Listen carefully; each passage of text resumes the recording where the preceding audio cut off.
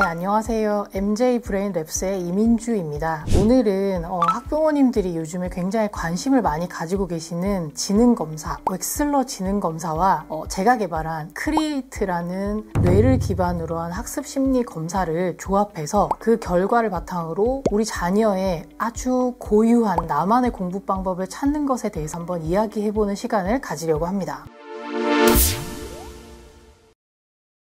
위스크5라고 하죠. 이 검사는 전 세계적으로 가장 공신력을 인정받는 검사입니다. 왜냐하면 병원에서 신경심리, 즉 인지기능 검사를 할 때 전 세계적으로 웩슬러 검사를 사용을 해요. 그래서 병원에서 먼저 표준으로 자리를 잡았고, 그래서 법원에서도 유일하게 채택하는 심리검사 결과입니다. 네, 그래서 이제 다른 영역에서도 굉장히 많이 활용을 하게 되었고요. 그래서 이 검사가 많이 쓰이는데, 그렇다고 해서 꼭 가장 많은 정보를 준다거나 모두가 다 웩슬러 검사를 받아야 된다는 건 아니에요. 그리고 우리 아이에게 여러분들이 던지는 질문에 대해서 가장 좋은 답을 줄 수 있는 최고로 잘 만들어진 검사라는 뜻은 아닐 수 있어요. 그런데 아주 많은 나라에서 아주 다양한 영역에서 사용해서 데이터가 많고, 그렇기 때문에 많은 연구가 이루어졌어요. 우리가 알고 있는 상관관계가 되게 많은 거죠. 이를테면 대표적인 게 웩슬러 지능검사 점수와 IQ 지수와 성적의 상관관계에 대해서 연구가 꽤 있는 거죠. 많은 것들을 이해할 수 있다고 생각하기 때문에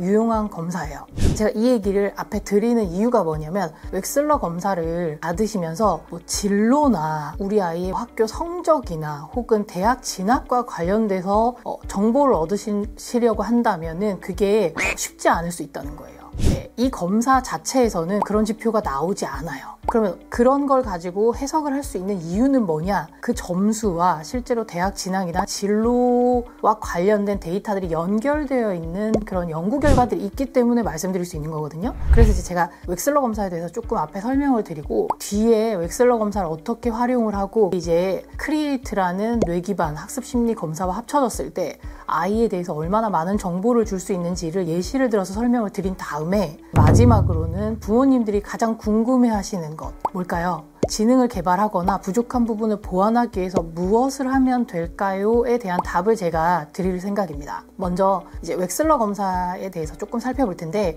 이 웩슬러를 만든 분은 데이비드 웩슬러라는 분으로, 이분이 지능에 대해서 정의를 할 때 개인이 목표를 달성하기 위해서 실행할 수 있고 합리적으로 사고할 수 있으며 환경에 효과적으로 대처할 수 있는 전반적이고 총체적인 능력이라고 정의를 했어요. 그러니까 전반적이고 총체적인 인간의 능력에 대해서 측정하기 위해서 만들어진 검사라는 거예요. 그래서 이게 1세대 지능검사의 해석의 초점은 뭐냐면, 이 사람이 그래서 전체적으로 지능이 얼마가 되는 거야 해요. 그런데 2세대는 좀 달라졌어요. 전체적인 IQ, 지능지수와 더불어서 개인이 가지고 있는 어떤 인지적인 특성과 능력을 해석하려는 시도가 있었는데 쉽지 않았고요. 3세대가 되었을 때 비로소 이제 이런 것들이 가능해졌는데, 그 이유는 뭐냐면 통계적인 프로그램이나 데이터를 처리할 수 있는 기술이 부족해서 그랬어요. 그래서 웩슬러 초기 버전에서는 이제 언어성과 동작성 두 가지로 구분을 하여서 인간이 가지고 있는 전체적인 능력과 함께 언어성과 동작성 검사를 측정하려고 했는데, 언어성과 동작성이 뭐냐? 그러니까 간단하게 말씀드리면 문과냐 이과냐 이렇게 말씀드릴 수 있어요. 혹은 후천적으로 학습한 거냐 타고난 거냐, 이런 식으로 나누어서 시도를 하다가 여러 가지 다양한 것들을 보완하고, 웩슬러에 대한 원천적인 비난은 뭐냐면 이론적인 기반이 없이 경험적으로 만든 검사라는 거죠. 그래서 이제 이런 비난을 보완하고 실제로 이론적인 기반을 가지고 검사를 개발해서 만들기 시작한 게 지금 여러분들이 쓰고 계시는 웩슬러 4부터, 그러니까 위스크 4부터 위스크 5 버전이 그런 건 거예요. 처음에는 전체적인 지능에 관심을 기울였다면 이게 3세대, 4세대 해석으로 넘어오면서 시도한 게 뭐냐면,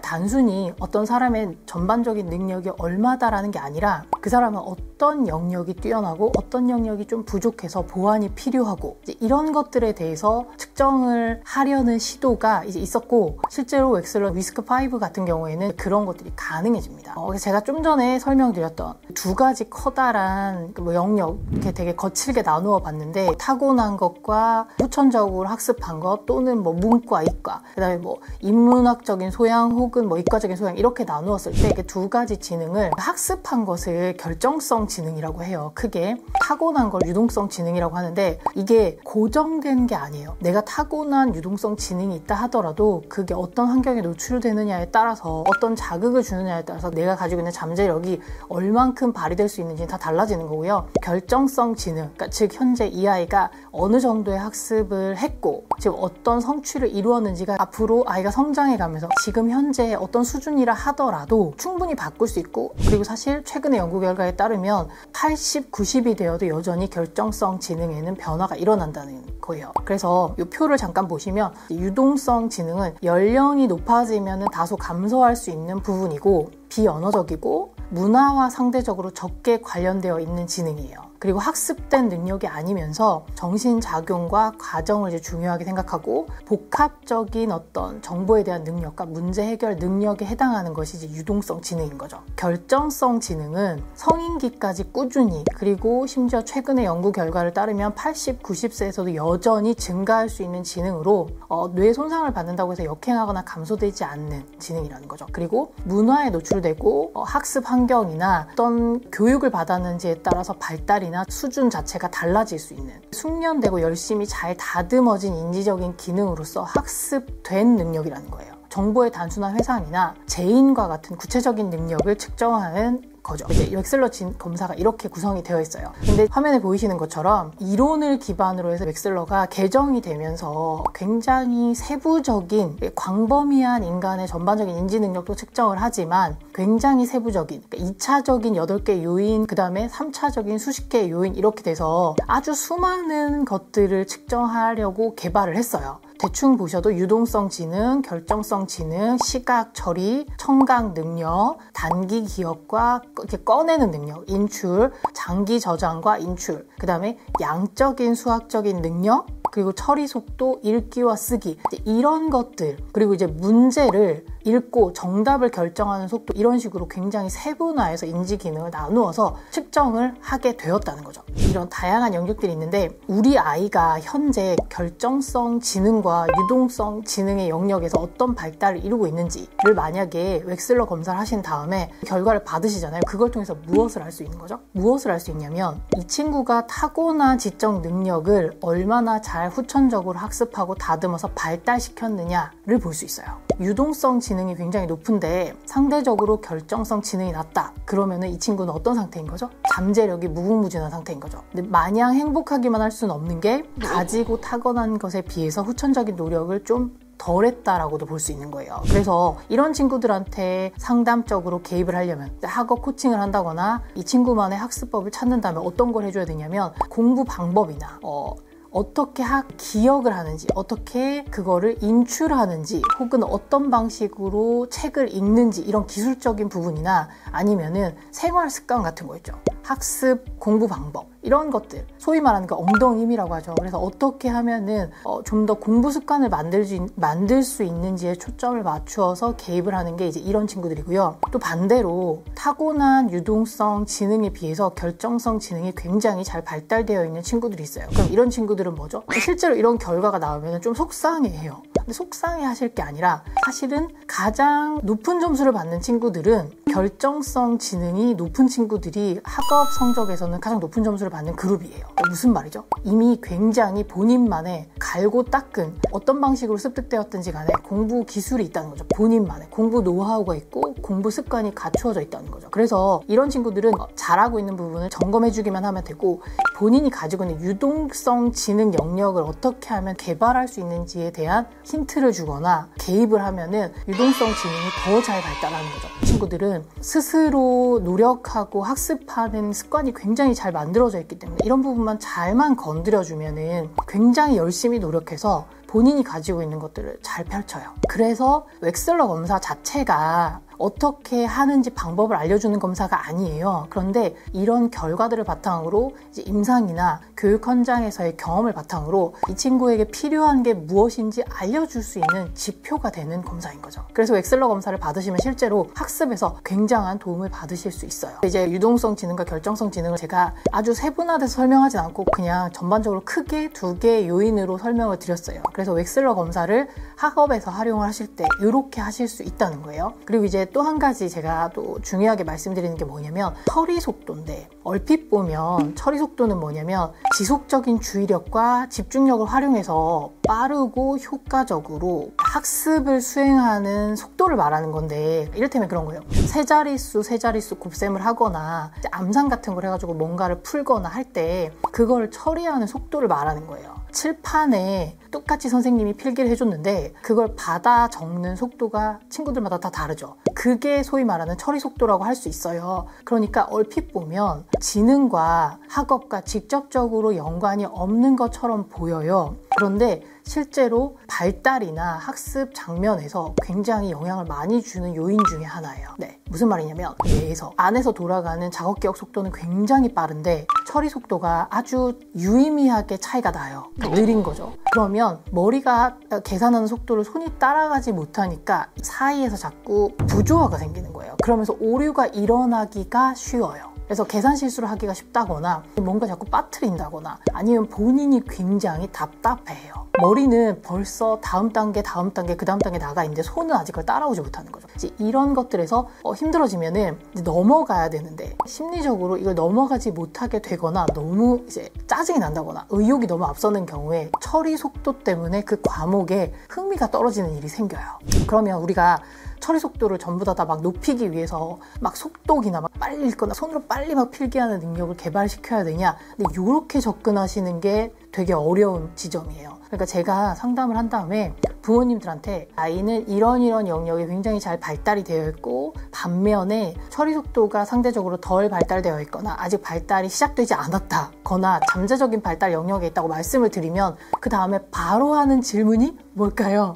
어떻게 하면 이걸 좀 발달시킬 수 있냐, 이런 질문을 되게 많이 하세요. 근데 이제 여기서 조심하셔야 되는 게 뭐냐면 처리 속도가 느리기 때문에 그걸 보완하기 위해서 결정성 지능이나 유동성 지능이 더 발달하는 경우가 되게 많아요. 이해되실까요? 그러니까 손이 빨리빨리 못 따라주니까 암산 능력을 계속 훈련해서 암산 능력이 더 개발이 된 거예요. 그런데 이 처리 속도에 집중을 해서 이거를 발달시키겠다고 하면은 어떻게 될까요? 굉장히 잘 발달되어 있는 암산 능력이 떨어질 수 있어요.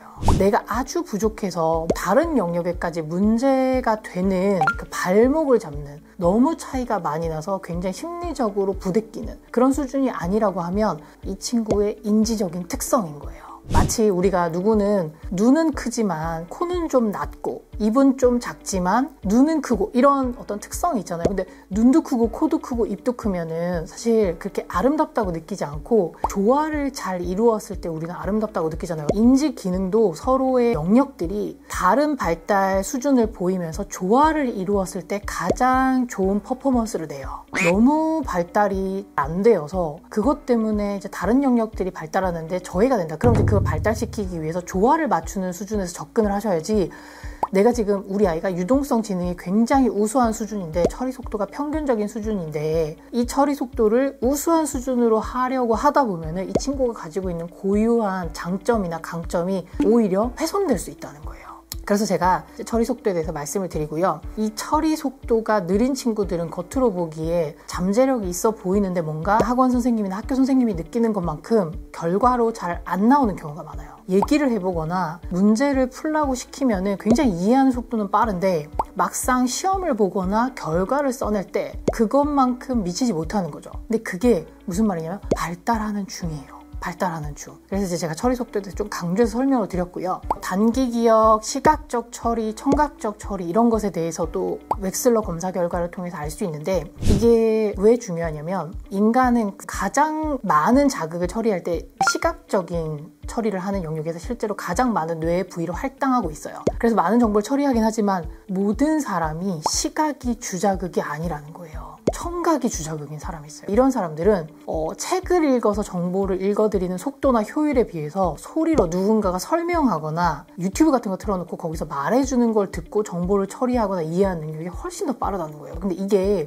겉으로 잘 드러나지가 않아요. 오른손잡이인지 왼손잡이인지는 굉장히 금방 드러나죠. 그런데 시각이 주자극인지 청각이 주자극인지 이런 거는 되게 세밀하게 살피지 않으면 잘 드러나지가 않는다는 거예요. 근데 이게 웩슬러 검사를 통해서 분석이 가능합니다. 그래서 웩슬러 검사 검사를 굉장히 좋은 검사라고 말씀을 드릴 수 있는데 무턱대고 그 검사를 하셔가지고 결과를 보시면서 이게 뭔가 잘 활용하실 수 있는 검사는 결코 아니라는 거예요. 무슨 말이죠? 결과를 잘 해석하셔야 어떤 답을 얻으시고 싶은지 답을 줄 수 있는 사람한테 가서 제대로 검사를 받으셔야 답을 찾는 거지. 이를테면 이런 거예요. 임상군이라고 하죠. 그냥 보통의 사람들이 아니라 어떤 부분이 실제로 병리적으로 문제가 있어서 진단을 받고 치료를 하고 약을 먹어야 되는 그런 것에 대해서 답을 얻으시고 싶다. 그러면 그런 것들을 잘하는 분들한테 가서 검사를 받아야 되는 거예요. 이를테면 병원에 가서 신경심리검사 풀 배터리를 하셔가지고 이 친구가 어떤 부분에서 인지기능이 훼손되어 있는지, 덜 발달되어 있는지, 아니면 이게 인지기능이 정말로 발달이 되어 있지 않아서 아주 강력한 치료적인 개입이 들어가야 되는지 이런 걸 확인을 하시려면 이제 그런 분들한테 가셔야 되는 거고, 전반적으로 잘 발달이 되어 있는데 이 친구가 가지고 있는 인지적 특성을 바탕으로 어떻게 하면 학습 효율을 올려야 되는지 이런 게 궁금하시면 그런 것들을 잘 하실 수 있는 분한테 가서 검사 해석을 받으셔야 돼요. 제가 웩슬러 검사가 굉장히 지금 많은 분들이 하고 있다는 얘기를 주변에서 많이 들었어요. 좀 안타까운 게 제대로 해석할 수 있는 곳에 가서 해석을 하시는 게 아니라서 원하는 답을 얻지 못하는 경우가 되게 많고, 그런데도